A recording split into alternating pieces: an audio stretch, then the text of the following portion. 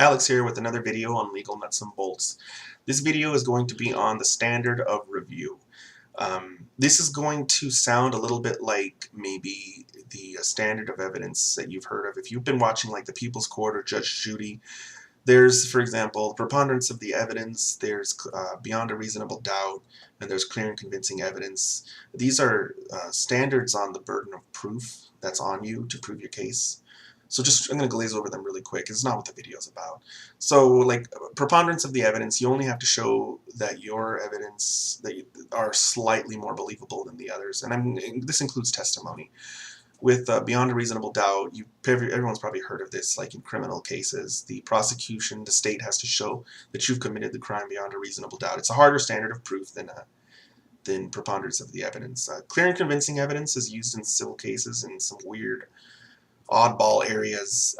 It's just a higher burden than preponderance of the evidence. There's a lot more to it than just higher, but I'll go ahead and go into that on a separate video. So for example, in Nevada, you have to show, if you're trying to prove that your ex committed domestic violence, you have to show it by clear and convincing evidence. Preponderance of the evidence is not enough. And that's because the consequences of establishing your ex as a perpetrator of domestic violence are significant. They will totally control the way the child custody case goes. Termination of parental rights, same thing. You can't show by preponderance of the evidence. You have to show by clear and convincing evidence. So anyway, let's get to the actual video. The standard of review on appeal is something that you should know before you file your appeal, because when you go into your case trying to argue, when you go into your child custody case or any other case trying to argue your point, it's better that you know the way your points are going to review it on appeal before you get there, because then you can sort of tailor the way you argue and you can sort of build the record, because that's what you're doing when you're in the trial court, in the lower court, when your actual court case is happening. You're building a record, and that record is what you're going to need when you file the appeal, if you need to have something reversed. So the testimony and the evidence that's considered is all going to be part of the record. And it helped me. It completely changed the way that I would bring issues to the court when I learned how the standard of review on appeal worked. Before, in fact, I lost, I think, my first 2 appeals because I didn't know how it worked. And then when I started winning appeals and I started to go back to the trial court and file new motions, I would keep in mind how the standard of review, would be conducted, so that I could build my case in a certain way, that I could get what I needed to be in the record, so that I had a quicker and more effective chance of winning on appeal if I needed to file an appeal. And I did win 3 appeals. So, it worked. So with that, I'll actually go into the meat of the issue. The standard of review on appeal varies depending on whether you're asking the court to review a question of law or a question of fact. Questions of law are you're questioning basically the way that the trial judge applied the law to the facts. And questions of fact, you're questioning the way the trial court, your lower court, came to a factual determination. So the way that the Supreme Court, the way that appellate courts typically, I'm sure that this is very similar, if not the same, in all 50 states, review questions of law is what they call de novo, which is Latin for anew. In other words, they will supplant the trial court's conclusions of law and replace them with their own. In other words, they will not give deference to the way the trial court came to its conclusions of law.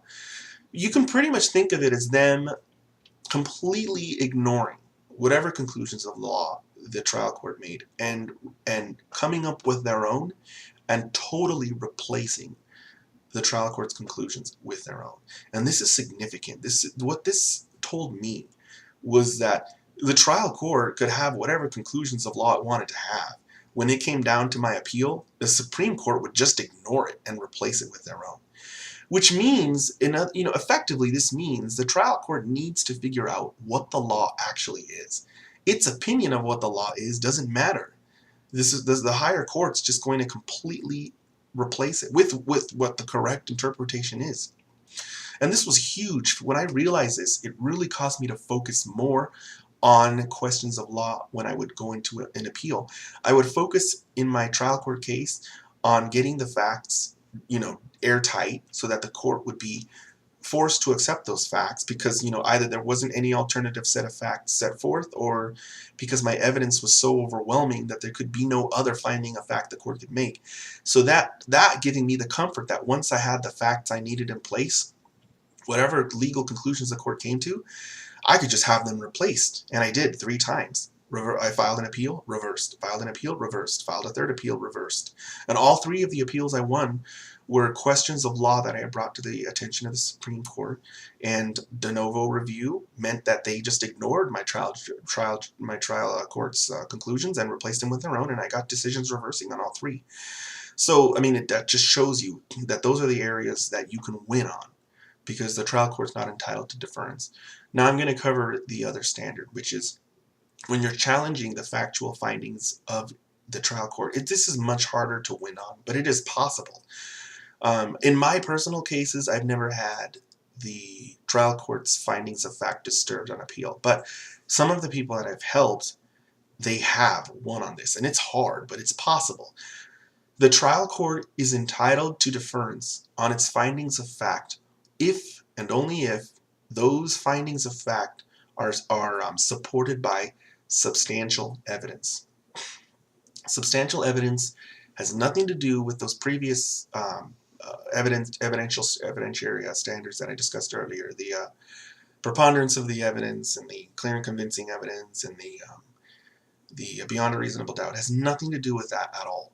What substantial evidence is I'm not going to go into the legal definition. I'm just going to say this, that the court will look to see if there is some evidence, some kind of evidence that it's enough that a reasonable person would believe that it supported that finding, that fact finding.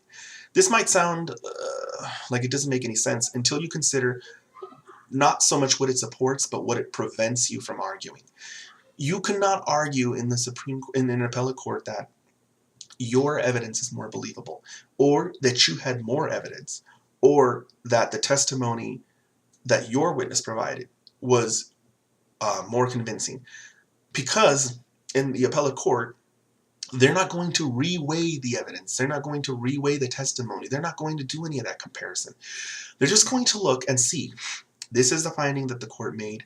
Is there substantial evidence that supports that finding? If there is, they're done.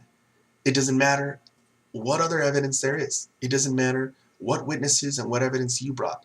The fact is, this finding hurts you, and it has a piece of substantial evidence supporting it. And that finding of fact is entitled to deference. This doesn't mean the Supreme Court or the appellate court believes everything that your trial court judge believed in making that finding. That just means that they are deferring. They're going to go ahead and just believe that judge, not because they've considered all of that evidence, but because they understand that they weren't there. They didn't hear the inflections in tone. They didn't see the mannerisms. They understand that they're in a completely different place, in a completely different building, reading from stale transcripts, and that they weren't there, and that they can't appropriately or properly actually replace the findings that judge made without having been there. It's just not the same thing, and they understand that, and they recognize that, and they respect that. So they defer to that trial court's findings of fact. The only time that they will disturb the findings of fact is if they aren't supported by any evidence. If the trial court makes a finding of fact that isn't supported by any evidence at all, or a scintilla, the federal court there are some cases where the federal court will mention that a scintilla of evidence is not substantial evidence. I haven't seen that in the Nevada case law, but if there's nothing there, or just like a shred of barely anything there at all, then they will go ahead and they will disturb that finding of fact, and they will reverse the decision that, if it's appropriate. But otherwise, they won't. So I really wanted to do this video because I did a previous video on filing appeals, and it was just a video that covered like the procedural aspects of filing an appeal, like the deadlines and the kind of papers that you need to file, but I didn't really cover the standard of review, and that's kind of like the core of any appeal, is understanding the standard of review. So hopefully this video makes sense to some people. If it doesn't, I hope that it gets you to actually look in the right direction. You know, when you're doing research on whether or not you're going to file an appeal, look up the keyword de novo, look up the keyword questions of law, look up the keyword questions of fact, look up substantial evidence, and read as much as you can on that to try and get your head around it and learn what it means, so that way you don't waste your money on filing an appeal hoping to get it like a do-over, hoping to convince the appellate court that your witnesses were more believable, because they're not going to do that. Hopefully that also causes you to come to court and argue your case in a different way. Keeping that in mind, you're going to think about things differently. You're going to present things differently when you understand how it's going to be reviewed on appeal. So with that, I'll see you guys next time.